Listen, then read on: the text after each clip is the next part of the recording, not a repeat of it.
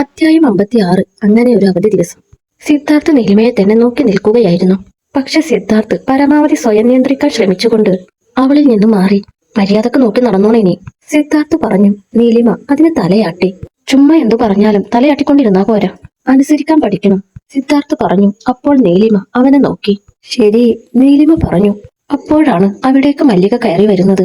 സത്യത്തിൽ അവർ റൂമിലേക്ക് തിരികെ പോയിരുന്നതാണ്. പക്ഷെ നീലിമ വീണ്ടും കരഞ്ഞുകൊണ്ടിരിക്കുന്നത് കണ്ടപ്പോൾ മല്ലികയ്ക്ക് സ്വസ്ഥമായി ഇരിക്കാൻ കഴിഞ്ഞില്ല. സിദ്ധാർത്ഥ് എന്തെങ്കിലും അതിരി വിട്ടു പ്രവർത്തിച്ചത് കൊണ്ടാണോ നീലിമ കരയുന്നതെന്നറിയാനും അങ്ങനെയെങ്കിൽ അവനെ ഒന്ന് ഉപദേശിക്കാനും കൂടി വേണ്ടിയാണ് മല്ലിക അവിടേക്ക് വന്നത്. അവരുടെ കയ്യിൽ ഒരു ഗ്ലാസ് ചൂട് പാലും ഉണ്ടായിരുന്നു. മല്ലികയെ കണ്ട സിദ്ധാർത്ഥ് നീലിമയിൽ നിന്നും പൂർണ്ണമായി മകന്നു മാറി. എന്താ മല്ലികാമേ, സിദ്ധാർത്ഥ് ചോദിച്ചു. നീലിമയുടെ മുഖത്ത് പരിഭ്രമമുണ്ടായിരുന്നു. അത് ഒന്നുമില്ല മോനെ, ഈ പാല് തരാൻ വേണ്ടി വന്നതാണ്.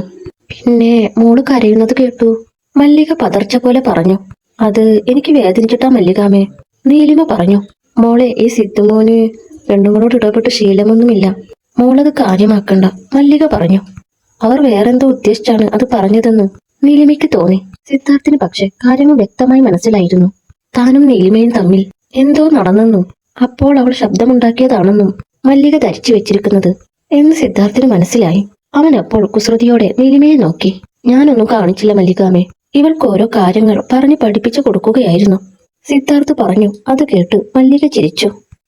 അതിനൊന്നും കുഴപ്പമില്ല, നീലിമ പാവല്ലേ, കുറച്ചൊക്കെ മോൻ ശ്രദ്ധിക്ക്, മല്ലിക പറഞ്ഞു. എന്നിട്ടവർ നീലിമയെ നോക്കി ചിരിച്ചുകൊണ്ട് മുറി വിട്ടുപോയി. നീലിമയാകെ ചമ്മിയ മട്ടിൽ സിദ്ധാർത്ഥിന്റെ നേർക്കു നോക്കി. അതെ, താൻ എന്തിനാ അങ്ങനെ പറഞ്ഞേ, മല്ലികാമ എന്ത് കരുതിക്കാണും, നീലിമ ചോദിച്ചു. എന്ത് കരുതാൻ, ഞാൻ സത്യല്ലേ പറഞ്ഞേ, സിദ്ധാർത്ഥ് ചിരിയോടെ ചോദിച്ചു. എന്നാലും എന്നെപ്പറ്റി എന്ത് ധരിച്ചു കാണും, നീലിമ പറഞ്ഞു. എടോ, ഇത്രയൊക്കെ പേടിക്കേണ്ട കാര്യമൊന്നുമില്ല, മല്ലികാമ തെറ്റിദ്ധരിക്കില്ല, നീ എന്റെ ഭാര്യയാണെന്ന് അവർക്കൊക്കെ അറിയാവുന്നതല്ലേ, സിദ്ധാർത്ഥ് പറഞ്ഞു. നീലിമ അപ്പോൾ സിദ്ധാർത്ഥിന്റെ മുഖത്തേക്ക് നോക്കി. ഇയാളെ മനസ്സിലാക്കാൻ പറ്റുന്നേ ഇല്ലല്ലോ ഈശ്വര. ചിലപ്പോ പറയും എഗ്രിമെന്റ് കല്യാണമാണെന്ന്, ചിലപ്പോ ഭർത്താവാണെന്ന് സ്ഥാപിക്കാനും നോക്കും. ഇയാളത് എന്താണോ എന്തോ ഉദ്ദേശിക്കുന്നത്, നീലിമ മനസ്സിൽ പറഞ്ഞു. എന്താ ഓർക്കുന്നേ, സിദ്ധാർത്ഥ് ചോദിച്ചു. ഏയ് ഒന്നുമില്ല, സിദ്ധാർത്ഥിനെ റൂമിൽ പൊക്കോ, ഞാൻ താഴെ പോയി ഇത്തിരി വെള്ളം എടുത്തിട്ട് വരാം, നീലിമ ബെഡിൽ നിന്ന് ഇറങ്ങാൻ ശ്രമിച്ചുകൊണ്ട് പറഞ്ഞു. അപ്പോഴാണ് കാലിന് വയ്യാത്ത കാര്യം അവൾ ഓർക്കുന്നത്. ഉടനെ അവൾ സിദ്ധാർത്ഥിന്റെ നേർക്കു നോക്കി. എന്തേ, വെള്ളം എടുക്കാൻ പറ്റില്ലേ, സിദ്ധാർത്ഥ് കളിയാക്കിക്കൊണ്ട് ചോദിച്ചു. ഇല്ല, നീലിമ ദയനീയമായി പറഞ്ഞു. ഞാൻ എന്തായാലും വെള്ളം എടുത്തോണ്ട് വരില്ല, വേണമെങ്കിൽ നിന്നെ എടുത്തോണ്ട് പോയി കിച്ചണിൽ എത്തിക്കാം, സിദ്ധാർത്ഥ് അത്രയും പറഞ്ഞിട്ട് മറുപടിക്ക് കാത്തു നിൽക്കാതെ നീലിമയെ എടുത്തുയർത്തി. സിദ്ധാർത്ഥ് എന്തേ കാണിക്കുന്നേ, നീലിമ വീഴാതിരിക്കാൻ അവന്റെ കഴുത്തിൽ പിടിച്ചുകൊണ്ട് പറഞ്ഞു. സിദ്ധാർത്ഥ് മിണ്ടാതെ അവളെ പൊക്കിയെടുത്തിട്ട് കിച്ചണിൽ കൊണ്ടുചെന്ന ശേഷം വെള്ളമെടുത്ത് അവളെയും കൊണ്ട് തിരികെ റൂമിലേക്ക് നടന്നു. നടത്തത്തിന്റെ ഇടയിൽ സിദ്ധാർത്ഥ് അവളുടെ കഴുത്തിൽ ചുണ്ടു ചേർത്തു. പെട്ടെന്നായതുകൊണ്ട് നീലിമ പിടഞ്ഞുപോയി. എന്തോ നീ കാണിക്കുന്നേ, നീലിമ അവനെ തടഞ്ഞുകൊണ്ട് ചോദിച്ചു. അത് പിന്നെ ഞാൻ ഇങ്ങനെയാണ് ഗുഡ് നൈറ്റ് പറയാറുള്ളത്, സിദ്ധാർത്ഥ് ചിരിയോടെ പറഞ്ഞു. മുകളിൽ എത്തും വരെ അവൻ ആ പ്രവൃത്തി തുടർന്നുകൊണ്ടേയിരുന്നു. നീലിമയ്ക്ക് വല്ലാതെ വീർപ്പ് മുട്ടി. അവൾക്ക് അവിടെ നിന്നും മുറിയിലേക്ക് എത്തിയാൽ മതിയെന്ന് തോന്നി. സിദ്ധാർത്ഥ് കഴുത്തിൽ ചുണ്ടു ചേർക്കുമ്പോൾ നീലിമയുടെ മനസ്സിൽ അവൾ അറിയാത്ത പല വികാരങ്ങളും ഉണരുന്നുണ്ടായിരുന്നു. മുറിയിലെ ബെഡിൽ നീലിമയെ സിദ്ധാർത്ഥ് കൊണ്ടു കിടത്തി. എന്നിട്ട് അവളെ ഏറെ ഇഷ്ടത്തോടെ നോക്കി. സിദ്ധാർത്ഥ് പോയിക്കോ, എനിക്ക് ഉറക്കം വരുന്നു, നീലിമ പറഞ്ഞു. ഇവള് ഭയങ്കര പാവാണല്ലോ, ഇവളൊരു കുഞ്ഞിന്റെ അമ്മയാണെന്ന് ഇവളുടെ മെച്യൂരിറ്റി ഇല്ലാത്ത സ്വഭാവം കാണുമ്പോൾ തോന്നുന്നില്ല. ചെറിയ കുട്ടികളെ പോലെയല്ലേ ഓരോന്നും കാണിക്കുന്നത്, സിദ്ധാർത്ഥ് മനസ്സിൽ പറഞ്ഞു. നീലിമ അപ്പോൾ ക്ഷീണം കാരണം മയക്കത്തിൽ വീണിരുന്നു. സിദ്ധാർത്ഥ് അവളുടെ ദേഹത്ത് പുതപ്പിട്ട് കൊടുത്ത ശേഷം AC ഓൺ ചെയ്തു കൊടുത്തു. എന്നിട്ട് മുറിയിലേക്ക് പോയി. അന്നത്തെ രാത്രി മുഴുവൻ സിദ്ധാർത്ഥ് നീലിമയെ കുറിച്ചാണ് ചിന്തിച്ചത്. പിറ്റേന്ന് രാവിലെ നീലിമ എഴുന്നേറ്റു. കാലുകളിലെ വേദനയും മുറിവും മാറിയിട്ടില്ല. എന്നാലും അന്ന് അവൾക്ക് ഓഫീസിൽ പോകണമെന്ന് തോന്നി. കുറെ കാര്യങ്ങൾ ചെയ്തു തീർക്കാനുണ്ട്. നീലിമ പതിയെ റൂമിൽ നിന്നിറങ്ങി ചുവരിൽ പിടിച്ചു താഴേക്ക് ഇറങ്ങി ചെല്ലാൻ ശ്രമിച്ചു.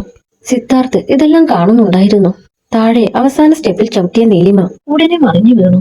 പക്ഷെ സിദ്ധാർത്ഥ് ഉടനെ അവളെ താങ്ങി. ഭയന്നു പോയ നീലിമ സിദ്ധാർത്ഥിന്റെ നേർക്ക് നോക്കി. രാവിലെ തന്നെ തുടങ്ങിയോ നിന്റെ പണി മേടിച്ചു കൂട്ടല്, സിദ്ധാർത്ഥ് ചോദിച്ചു. നീലിമ മറുപടി പറയാതെ അവനെ തന്നെ നോക്കി. എന്തേ, നാക്കില്ലേ, ഇന്നലെ ഞാൻ പറഞ്ഞതല്ലേ ഇങ്ങനെ ആകാശത്ത് നോക്കി നടക്കരുതെന്ന്. അല്ല, നീ എന്തിനാ വയ്യാതെ ഇറങ്ങി വന്നേ, സിദ്ധാർത്ഥ് ചോദിച്ചു. അത് എനിക്ക് ഓഫീസിൽ പോണം, നീലിമ പറഞ്ഞു. ആഹാ, നല്ല കാര്യായി. ഇങ്ങനെ കാലം നിലത്ത് വെക്കാൻ കഴിയാത്ത നീയാണോ ഓഫീസിൽ പോണത്, ഇന്നൊരു ദിവസം റെസ്റ്റ് എടുക്ക, നാളെ പോയാൽ മതി, സിദ്ധാർത്ഥ് പറഞ്ഞു. നീലിമ അത് കേട്ട് അവനെ നോക്കി. അപ്പോഴും സിദ്ധാർത്ഥിന്റെ കൈകൾ നീലിമയുടെ ഇടുപ്പിലായിരുന്നു. ഹോളിലേക്ക് വന്ന മല്ലികയും അശ്വിനും അത് കണ്ട് അമ്പരന്ന് നിന്നു. സിദ്ധാർത്ഥ് നീലിമയുടെ കവളിൽ പെട്ടെന്ന് ചുണ്ടു ചേർക്കാൻ ശ്രമിച്ചു. അത് കണ്ട മല്ലിക ഉടനെ അശ്വിന്റെ കണ്ണുകൾ പൊത്തി. എന്തിനാ മല്ലിക മുത്തശ്ശി എന്റെ കണ്ണു പൊത്തുന്നേ, ഡാഡിയും മമ്മിയും സ്നേഹത്തിൽ നിൽക്കുന്നത് ഞാൻ കണ്ടാലെന്താ? അശ്വിൻ ചോദിച്ചു. അവന്റെ നിഷ്കളങ്കമായ ചോദ്യം കേട്ട് മല്ലിക എന്ത് പറയണമെന്നറിയാതെ അവനെ നോക്കി. അല്ല, അവരെന്താ അവിടെ ചെയ്യുന്നത്? അശ്വിൻ വീണ്ടും ചോദിച്ചു. മോന് ഒരനിയനോ അനിയത്തിയോ ഉടനെ വരാൻ സാധ്യതയുണ്ട്. മല്ലിക ചിരിയോടെ അത്രമാത്രം പറഞ്ഞു. അപ്പോൾ അശ്വിൻ സന്തോഷത്തോടെ തുള്ളിച്ചാടി. ഹായ്, എനിക്ക് വാവ വരുന്നേ, അശ്വിൻ ഉറക്കെ പറഞ്ഞു. അത് കേട്ട് നീലിമയും സിദ്ധാർത്ഥും പരസ്പരം നോക്കി. മല്ലിക അവരുടെ നോട്ടം കണ്ട് അടുത്തേക്ക് ചെന്നു. അപ്പോൾ സിദ്ധാർത്ഥ് നീലിമയുടെ ഇടുപ്പിൽ വെച്ചിരിക്കുന്ന കൈകൾ എടുത്തു മാറ്റി അവളെ നേരെ നിർത്തി. അമ്മ, എന്റെ വാവ എപ്പോഴാ വരുന്നേ? എനിക്ക് ഉടനെ വാവയെ കാണണം, അശ്വൻ ചോദിച്ചത് കേട്ട് നീലിമ ആകെ ജാളിതയിൽ മല്ലികയെ നോക്കി. അപ്പോൾ മല്ലിക പറഞ്ഞു. അച്ചുകുഞ്ഞ് പറഞ്ഞത് ശരിയല്ലേ? അവനും ഒരനിയത്തിയോ അനിയനൊക്കെ വേണമെന്ന് ആഗ്രഹമുണ്ടാവില്ലേ? അതിന് ഇനിയധികം വൈകിക്കണ്ട. കേട്ടോ മക്കളെ, മല്ലിക സ്നേഹത്തോടെ പറഞ്ഞു. മല്ലികാമേ, അതിന് ഞങ്ങള് നീലിമ എന്തോ പറയാനൊരുങ്ങി. അപ്പോൾ സിദ്ധാർത്ഥ് ഉടനെ കയറി പറഞ്ഞു. ഞങ്ങൾ അതിനുള്ള ശ്രമങ്ങൾ തുടങ്ങിക്കഴിഞ്ഞു മല്ലികാമേ. ബാക്കിയൊക്കെ ദൈവത്തിന്റെ കയ്യിലല്ലേ? അല്ലടി, സിദ്ധാർത്ഥ് കുസൃതിയോടെ നീലിമയോട് ചോദിച്ചു. അവളെയൊന്ന് ദേഷ്യം വരുത്താനാണോ അവൻ അങ്ങനെ പറഞ്ഞത്? മല്ലിക അത് കേട്ട് ചിരിച്ചു. അവർ അവിടെ നിന്നും അശ്വനെ കൂട്ടി ഉടനെ പോയി. അല്ല, താൻ എന്താ പറഞ്ഞേ? മല്ലികാമ എന്ത് വിചാരിച്ചു കാണും? നീലിമ ചോദിച്ചു. എന്ത് വിചാരിക്കാൻ? ഞാനും നീയും എപ്പോഴും റൊമാൻസ് ആണെന്ന് കരുതും, അത്രയല്ലേയുള്ളൂ? സിദ്ധാർത്ഥ് ചിരിയോടെ ചോദിച്ചു. ഞാനൊന്നും പറയുന്നില്ല. നീലിമ ഉടനെ അവിടെ നിന്നും പതിയെ പിടിച്ചു നടന്ന് ഹോളിലേക്ക് പോയി. അവളുടെ മുഖത്ത് ചമ്മലുണ്ടായിരുന്നു. മല്ലിക അപ്പോൾ അവിടേക്ക് വന്നു. അല്ല മോളെ, കാലിനെന്തു പറ്റി?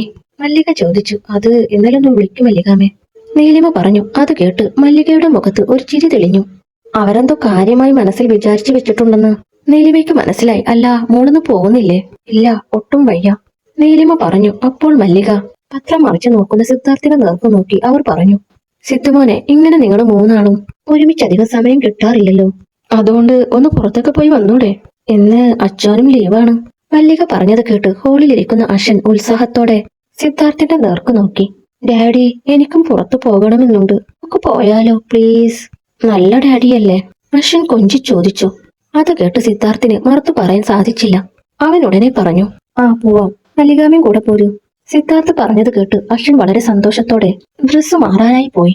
നീലിമ കാല് വേദനിക്കുന്നത് കൊണ്ട് വരുന്നില്ലെന്ന് പറഞ്ഞിട്ടും സിദ്ധാർത്ഥിന്റെ നിർബന്ധം കാരണം അവൾക്ക് കൂടെ പോകേണ്ടി വന്നു. അവൾ ഓഫീസിൽ വിളിച്ച് ലീവ് ചോദിച്ച ശേഷമാണ് അവർക്കൊപ്പം പോയത്. സിദ്ധാർത്ഥിന്റെ കാറിൽ അശ്വിനും നീലിമയും മല്ലികയും ബീച്ചിനടുത്തുള്ള റെസ്റ്റോറന്റിലേക്കാണ് പോയത്. അവിടെ ഓരോ ഫാമിലിക്കും പ്രത്യേകം ഡിസൈൻ ചെയ്ത ഗ്ലാസ് ചുമരുകളുള്ള AC ക്യാബിൻ ഉണ്ടായിരുന്നു. നീലിമയും സിദ്ധാർത്ഥും അശ്വിനും മല്ലികയും അതിനുള്ളിൽ ഫുഡ് ഓർഡർ ചെയ്ത ശേഷം കാത്തിരുന്നു. അത് പൂർണ്ണമായും ഒരു ഫാമിലിക്ക് മാത്രം ഒരുക്കിയിരുന്നത് കൊണ്ട് മറ്റു ശല്യങ്ങളൊന്നും ഉണ്ടായിരുന്നില്ല. ഗ്ലാസിനപ്പുറം കടൽ നോക്കിയാണ് അശ്വിൻ അതിലിരുന്നത്. വെയിറ്റർ ഭക്ഷണവുമായി വന്നു. നീലിമയ്ക്ക് ചിക്കൻ ഫ്രൈഡ് റൈസ് ഇഷ്ടമാണെന്ന് അറിയാവുന്നതുകൊണ്ട് സിദ്ധാർത്ഥ് അത് തന്നെയായിരുന്നു വാങ്ങിയിരുന്നത്. മല്ലികയ്ക്ക് വേണ്ടി ലെമൺ റൈസും അശ്വിനും സിദ്ധാർത്ഥിനും വേണ്ടി ഓർഡർ ചെയ്ത ചിക്കൻ പാസ്തയും ടേബിളിൽ നിരന്നു. നീലിമ ഭക്ഷണം കഴിച്ചുകൊണ്ട് പുറത്തേക്ക് നോക്കി. ആ ക്യാബിനിൽ ഇരുന്ന് നോക്കുമ്പോൾ കടൽ വളരെ അടുത്തായതുപോലെ തോന്നുന്നുണ്ടായിരുന്നു. അതിന്റെ ഡോർ തുറന്ന് പുറത്തിറങ്ങിയാൽ കടലിൽ കളിക്കാം. അശ്വിൻ ആ സ്ഥലം നോക്കി ഫുഡ് വാരി വലിച്ച് കഴിച്ചുകൊണ്ടിരുന്നു. അത് ശ്രദ്ധിച്ച സിദ്ധാർത്ഥ് ഉടനെ പറഞ്ഞു. അച്ഛൻ ശ്രദ്ധിച്ചു കഴിക്ക്, നെറുകയിൽ കയറും മോനെ. സിദ്ധാർത്ഥ് സ്നേഹത്തോടെ അശ്വിനോട് അത് പറഞ്ഞപ്പോൾ നീലിമ സിദ്ധാർത്ഥിനെ നേർക്ക് നോക്കിയിരിക്കുകയായിരുന്നു.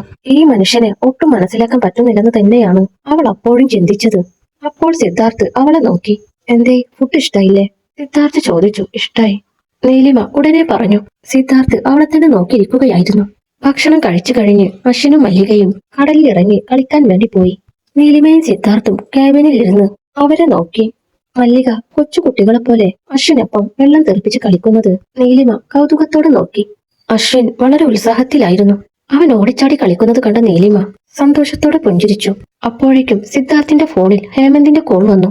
കോൾ എടുക്കാനായി സിദ്ധാർത്ഥ് അവിടെ നിന്നും അല്പം മാറി. ഇവനെന്തിനാ ഇപ്പൊ വിളിക്കുന്നേ? സിദ്ധാർത്ഥ് മനസ്സിൽ ചോദിച്ചു. അവൻ ഉടനെ ഫോൺ എടുത്ത് ചെവിയിൽ വെച്ചു. സിദ്ധു, നീ എവിടെയാ? വീട്ടിലില്ലേ? ഹേമന്ത് ചോദിച്ചു. ഇല്ല, പുറത്താണ്.